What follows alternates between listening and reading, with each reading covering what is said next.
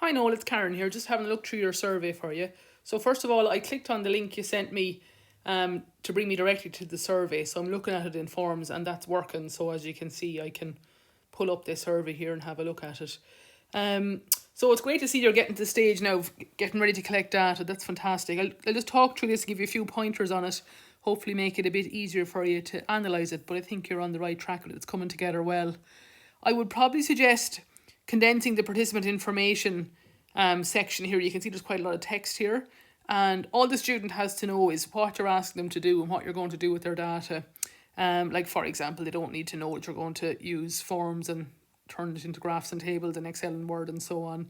Just be saying to them that the information that's being collected is anonymous and we're not going to store your information in relation to that and would identify you. So I would just shorten this down and make it a bit simpler.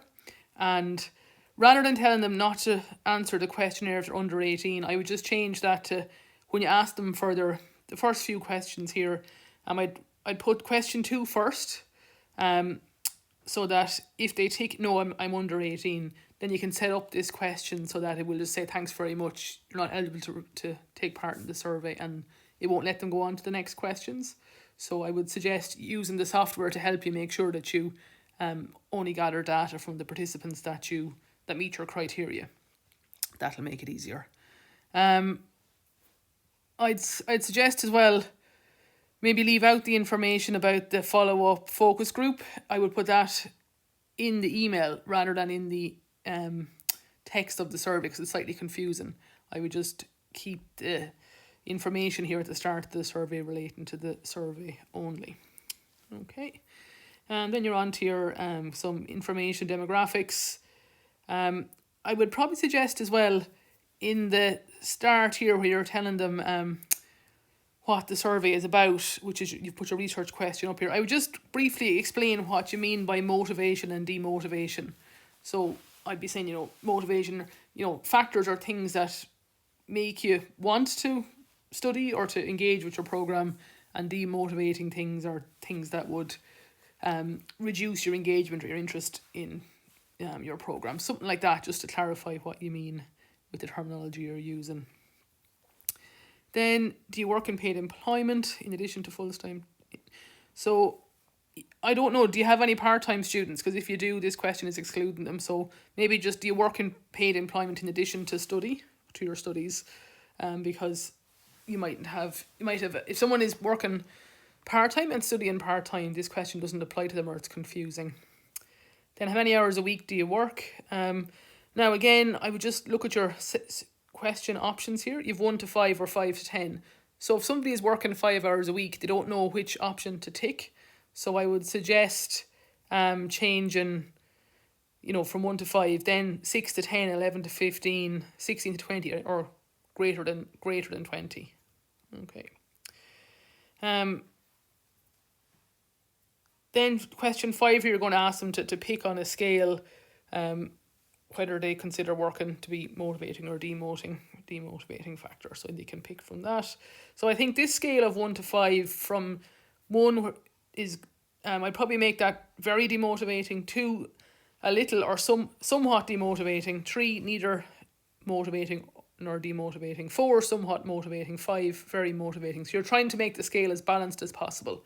So option 2 and 4 would both be the same, somewhat and somewhat, just to make it clear. And then use that same scale where it applies in all the questions that you're using that keep it consistent. Any other comments then? Okay.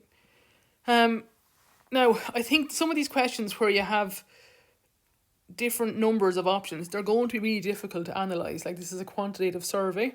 So I would suggest for a lot of these questions, and question 7 is just the first example, rather than having the question and then ask them to pick the answer that matches what they feel, I would suggest putting in a statement and asking them to indicate how strongly they agree or disagree with that statement. So I would change this to indicate how strongly you agree with the following statement. I consider that there is plenty of paid employment work. And rather than out there say for students or for me, because there could be lots of work, but they might not be able to get any if it doesn't apply to them. The question is quite broad. And then you'll give them the answers from completely disagree, somewhat disagree, neither agree nor disagree, somewhat agree, completely agree.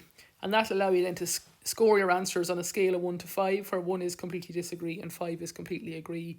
It'll then be very quick and easy to convert that data into scores to allow you to look at trends or patterns in your participants. Whereas there's no way you can actually, it's going to be very difficult the way question 7 and 8, for example, are at the moment. You won't be able to compare the results of question 7 with the results of question 8 because they're structured differently. So I would suggest for a lot of these questions, changing them to a statement and asking the person to indicate how strongly they agree or disagree with them. It will just make it so much easier for you to analyse the data. So I would again change it to, I feel that if college does not work out, there are plenty of other opportunities for me. I strongly disagree, somewhat disagree, and so on. Okay. Any other comments? Now, you have a lot of any other comment text boxes. These can be tricky to analyse. So again, make sure that you're clear on what you're going to do with the data here. How are you going to analyse these open-ended questions? And what will be the benefit of the data? This is a long survey, so I suspect with this number of, the current number of open-ended text boxes, people might just stop answering them, or it might lead to a slightly higher rate of dropout than you'd like. So just might be something to consider.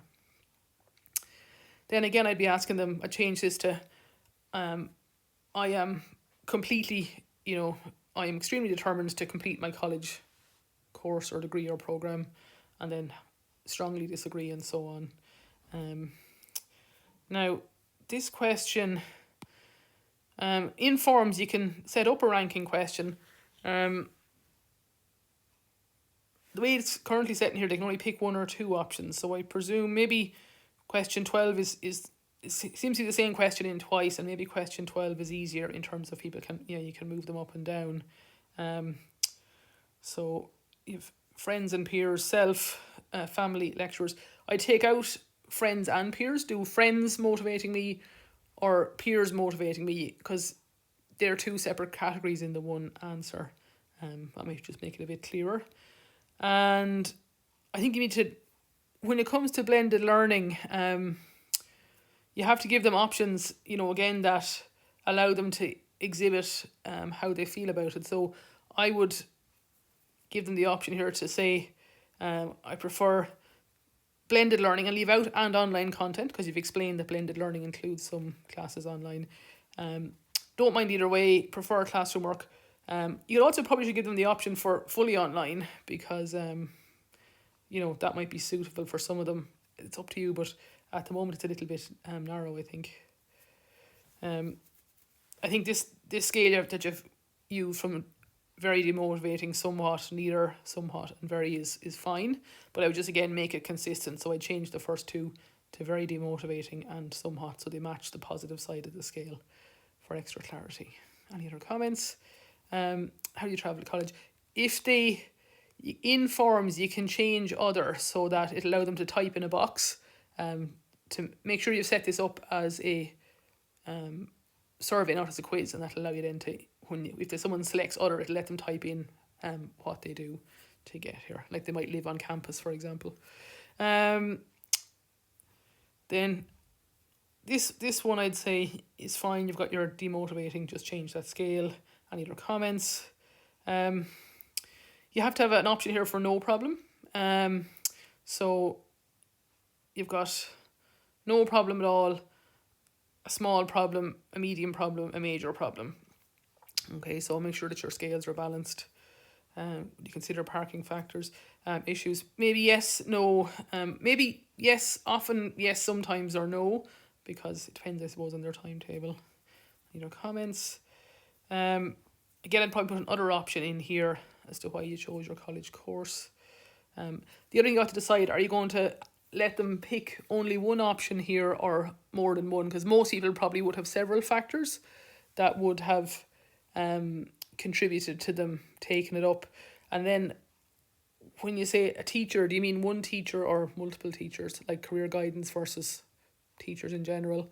So you might need to put in some more options here and decide if you let people select more than one. It's probably more accurate for people to select more than one. Then you maybe need to specify, if you only want them to pick one, ask them which was the most important factor in helping you to choose your college course. because at the moment I can only pick one. So I'd indicate in the question that you want them to pick maybe the most significant factor. This question, I think it's unclear. I'd rewrite it. I just think I don't know what you're asking them here. I think students might struggle to interpret the question, especially if English isn't their first language. So maybe just reword that one. Any other comments? If you're in the right college course. Again, do you mean for you? Do you feel you're in the right college course for you? Because, they might feel they are now, but it's just a little bit more specific. This question again I thought was a bit unclear. Does how you feel about your college course cause a motivating or demotivating factor in regards to your studies? Maybe just reword that one. Any other comments? How do you feel about the amount of content? Now again, I suppose you want to define content. Do you mean lectures? Do you mean assignments? Do you mean contact hours? Everything. And I think again this scale is unbalanced. So I would suggest from far too much, a bit too much, the right amount, not quite enough, not enough at all. Try and go for a 5 point scale and make it more balanced, because at the moment, what's the difference between a lot to handle and enough to manage? It's just a little bit unclear, I think. So try and make your scales more consistent. 29 is okay. Course content. Any other comments on course content? How do you feel about the type and amount of assignments? So again, this is 2 questions in one. So I think, and the answers don't reflect the question. So you're asking them about the type. And then you've got the amount of assignments. They're 2 separate questions. And then what do you mean by fair? Depending on your, use of language, fair can mean, the opposite of unfair, or it can mean a reasonable amount. And I think it's just a little bit unclear here. So again, I'd probably change, think about changing these to the amount of assignments in my course is just right, and then ask them from strongly agree to strongly disagree. The type of assignments in my course are appropriate, or something like that. Whereas, this one is easier to answer because you can use the same scale. Any other comments? Again, with Moodle, you've got multiple questions in the one question here. So I'd probably change this to Moodle is well used by lecturers, and then allow them to agree or disagree with that statement. This one I wasn't sure what you meant by it. Is the presentation of data on Moodle by lecturers? I'm not sure what you mean by data there, so maybe just clarify that. Any other comments? And again, you've got would, could and should in the one set of answers, so I'd take that out. I'd probably change this to a statement, that if someone is struggling financially, it would have a major impact on their studies, and then ask them to agree or disagree with that statement. On a scale of 1 to 5. Any other comments? Again, you've got health issues and mental health issues in the one question. They're 2 separate topics, so I'd probably separate them out, or else just stick to mental health on its own if that's what you're interested in. And then the question is general, but the answers relate to people that they know. So I'd probably again change this to mental health issues, strongly affect people in their studies or don't affect people at all, and you can ask them whether they agree or disagree. Any other comments? Students' family issues. So again, I'd probably make a statement and ask them to agree or disagree with it, because it affects a lot of people. A few people aren't even affected. There will be people answering this questionnaire who are affected by this personally, and at the moment they don't have an option to tick. So I think if you change it to a statement they can agree or disagree with, it makes it a bit more straightforward. Any other comments? And then any other items? I think it's nice to have the note in here about the Student Services Centre. So that's kind of where we are with it, Noel. I think it's coming together well. I would encourage you now to go back through forms and try and just tidy up the structure a little bit, make it easier to answer, and then get people to pilot it. So ask 3 or 4 students who you aren't going to involve in the study to have a go at it, and that will give you some data so you can see what your data is going to look like. And also it will allow you to see how long it takes to complete the survey. I suspect it might take a bit more than 15 minutes, so that's one of the handy things about forms. It lets you see what the average time to complete is. And the piloting is so useful in terms of allowing you to check that your participants understand the survey, because people will come back to you and say, oh yeah, this question, I wasn't sure what you meant, or have you thought about saying X instead of Y here? It's really helpful to get a fresh set of eyes on it. And also it allows you then to gather a little bit of test data and check that the survey is working the way you want it to. What you don't want to do is send it out and then realise after the first 10 responses come back in, oh, hang on, there's a bit of an issue here, or a glitch I didn't foresee. So they're my main points. Simplify the intro. Change a lot of the questions to statements, and then use a Likert scale that people can agree or disagree with. Maybe have a look at the number of open-ended questions, because they might, on a long survey like this, they can reduce, the number of people that complete the survey. A lot of dropouts where they, get a third of the way through or halfway through and then stop, which is unhelpful. And the piloting, I think, then will really be really good. If you have any questions, come back to me, Noel. But it's coming together well now, and I hope you find some interest in data. Thanks a million.